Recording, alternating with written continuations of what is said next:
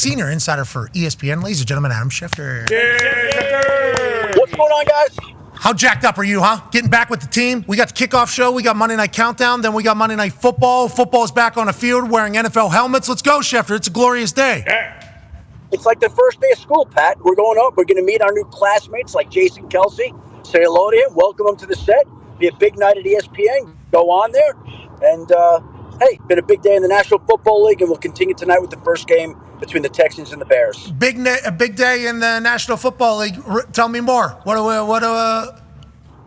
anytime you get a guy that becomes the highest paid offensive lineman in National Football League history, and Tristan Wirfs, that's a big day, right? Yeah. Like the Buccaneers set out this offseason, and they managed to re-sign Tristan Wirfs and Baker Mayfield and Mike Evans and Antoine Winfield and Levante David. Like, they kept all their guys, their core guys.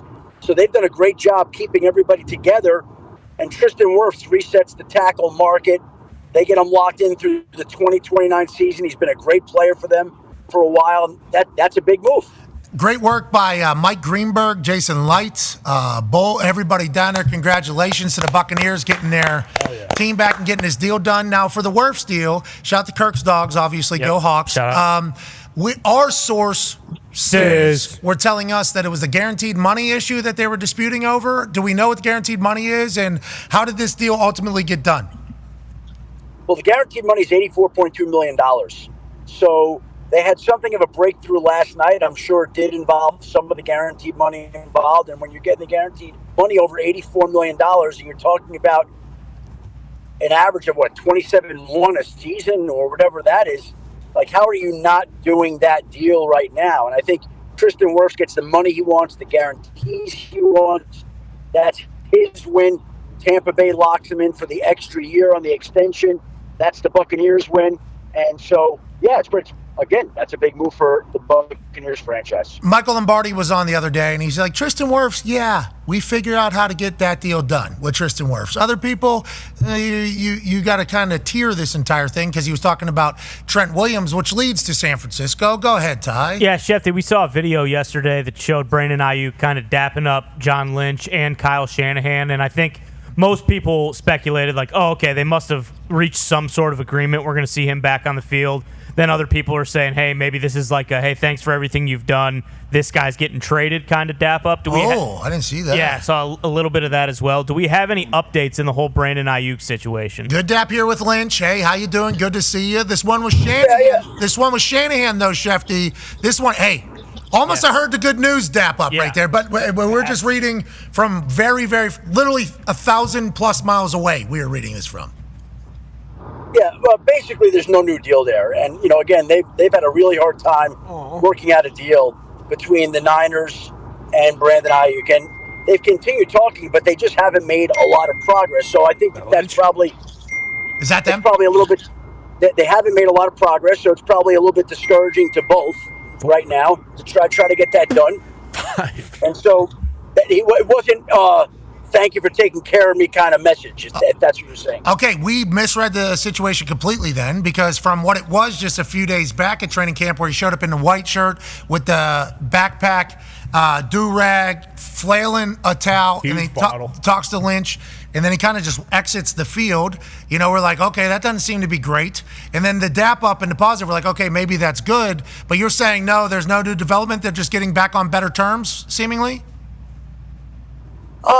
I think it's a case where sometimes you wake up and you feel happy and you're in a good mood, and sometimes you wake up and you're not so happy. And I think that's what this is a case of. And I think people are reading too much into that and trying to ascertain that there's a meaning behind this message when there's not. It's just not what's happening in that particular video. A lot of people are saying, oh, they worked out a deal, they worked out a trade at that moment. No, that's not the case.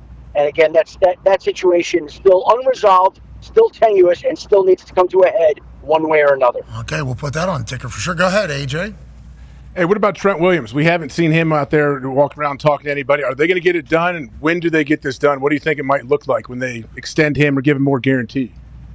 The tricky part about this one is you're talking about a guy that's as dominant as any offensive tackle in all of football. He's been great. He's been unbelievable. He's so good. Future Hall of Famer. He's also 36 years old, and he's got, I believe, 2 years left on his contract. And so these offensive linemen, their value is huge. Oh, yeah. Immense worth. And the Niners know it, but they're also in a situation where, again, I think that they've gone and paid Trent Williams a couple of different times, and he's 36, so you have to balance. How do you do that? How do you figure out a way to keep him happy and keep your salary cap situation intact at a time when you know the Brock Purdy extension is coming down the pike after the season? You got Brandon Aiyuk who wants his money. You're paying these other guys. So it's a challenging situation that they have not yet figured. The matter is, Trent Williams not being in camp as an older guy, no problem. Like, take a couple of weeks off as we try to figure this out, and we'll see if we can figure this out at a later date. But the fact that he's missing camp right now, that may be a bonus, not a drawback. Okay, I love the spin zone there. It's good news that he's not with the team, and I assume Trent is also feeling the exact same way. I'll get to relax a little bit. I don't know if they do camp anywhere where you got to stay in a hotel or a dorm. Trent gets to stay up in that 1,000 thread as he's earned all of it, and he's considered GOAT by a lot of people. So if he sees what Tristan Wirfs just went for, right? It seems like now there's a whole new conversation that could potentially take place. And the Niners know they need to get the deal done. Sounds like they will. Let's stick in a contract dispute conversation with Bruce Brown. Yeah, Schefter, Matt Judon back at practice today. Are there any adjustments to his contract? Any new details there? Or is he just kind of back to work with his contract as is? It has not been adjusted yet. The two sides continue to try to work on that to see if they can figure out if something is going to happen. I think the fact that, they're going over scenarios to see if they can figure out a way to work it out. But there are issues that remain between the two sides. There's not an agreement. Obviously, I think it's a gesture of goodwill, faith by Judon to return to practice, because when you're not practicing, it becomes a distraction. It becomes an issue. It becomes something that everybody's talking about. But we all know that he would like his deal adjusted. And we know, I think, that New England would like to adjust it. So now it's up to these two sides to figure it out. But they're going to try to figure it out while he's back in practice now. Coach Mayo obviously was seen talking to him the other day, and there was a lot of conversation about him telling Judon, like, hey, you can't be out here if you're just going to be sitting down. You got to get off the field. And Coach Mayo's running a much different operation than Bill Belichick has in the past. We saw him on a TikTok. Yeah. Perfect. Nailed it. Nailed it. Absolutely nailed it with Kay Adams in the TikTok world. So he is running a different ship. But this conversation, I think a lot of Patriots fans appreciated, a lot of other people, former player, but still, this is a tough situation. This is a tough conversation to have. He's had a lot of friends that have probably felt similarly to how Judon has felt. He's been a player. He's been there before. Allegedly, he sent him off the field here. Is that what happened? And also, how is the team around Coach Mayo here for the first week and a half of him being a head coach in the NFL? You're asking about Coach Mayo in New England? Is that what you're saying? Yes, sir. That's a guy that's beloved and respected by his players. And I wouldn't be surprised if that's part of the reason that Judon's back at practice, because you want to perform for a guy like that, and you don't want to have any issues that are outstanding like that. So, look, he's back there. They're going to continue to try to work it out. But Gerard Mayo is one of those guys that the players really like, and I'm sure that they're going to do everything they can to make him look good. Hey, they call him Belichick, young Belichick out there, but he's running it differently. I mean, that TikTok was phenomenal. He's spot on, the timing. Yeah, I've seen these people try these TikToks before where they try to voice over a scene or a song, and they're off. They can't get it no matter how many takes it is. Coach Mayo was spot on. Didn't he, AJ? You saw it.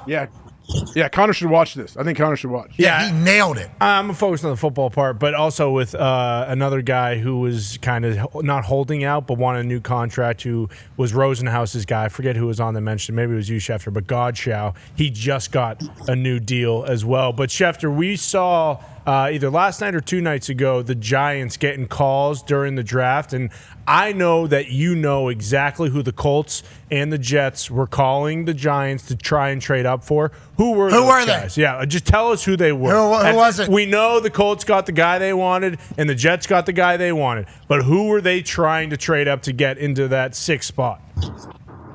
Well, the Colts, I believe, were really interested in Brock Bowers. There were 2 teams that attempted to go up in the draft to try to go get Brock Bowers, and that was the Colts and the Rams. Both teams were trying to get up there to get Bowers, and they couldn't do it. They kept trying and just didn't happen. And so I think that was a player that interested both those franchises. And the Jets, I think, had some interest in moving up for Roma Dunze, but they loved Fashanu and had no problem staying where they were and taking him. So, again, they weren't willing to pay through the nose to move up. They would have loved to have added a guy like Roma Dunze at that point in time. But the fact of the matter is they were very happy staying where they were to get Fashanu. Do you think that trade up from the Colts was because Jim Irsay said we missed out on Junior? We missed out on Marvin Harrison. We need to do something, Chris. We need to do something. Word out of camp, Leatu Latu. Yeah, dog. Junkyard. Very, very pumped about the Indianapolis Colts, obviously. Well, and they need him with the injury to Samson Ekubom, obviously. So he's out for the year with the torn Achilles, right? So these things sometimes work out how they should. And teams are a little bit leery about giving up too much to get up sometimes when that's a perfect example. You get Leatu where they are, and they're going to really need that guy right now this year. And certainly that seems like it'd be more useful than a great tight end. But great players are great players. And Chris Ballard knows talent as well as anybody. And obviously he had a real interest in Brock Bowers. It didn't happen. They stayed where they were, and I think they were happy to get the player they did. Would have been sick to get Brock Bowers, obviously, just because everything we know about him. When you talk about a dog, he used to train by running up hills in wine country, like sprinting up these woods. He's like old school throwback football player who's obviously immensely talented. But all word out of Indianapolis Colts camp is that Leatu Latu's a real deal. This guy's fast. He's got all the moves. Obviously, everybody's buying in. Stocks about. Go ahead. Great player. I mean, I think we knew that he was going to be a great player. Tattoo. He got that tattoo. Yeah. Everybody's kind of cooked him. Now he's starting to cook an entire sleeve into that thing. I think it's going to look damn good. It should work out great. And Ekubom is our sack leader last year. Oh, damn. Yeah, so that's not good at all. Obviously not happy about it. We appreciate the hell out of you. You're the man. Safe travels. We can't wait to watch you on TV tonight.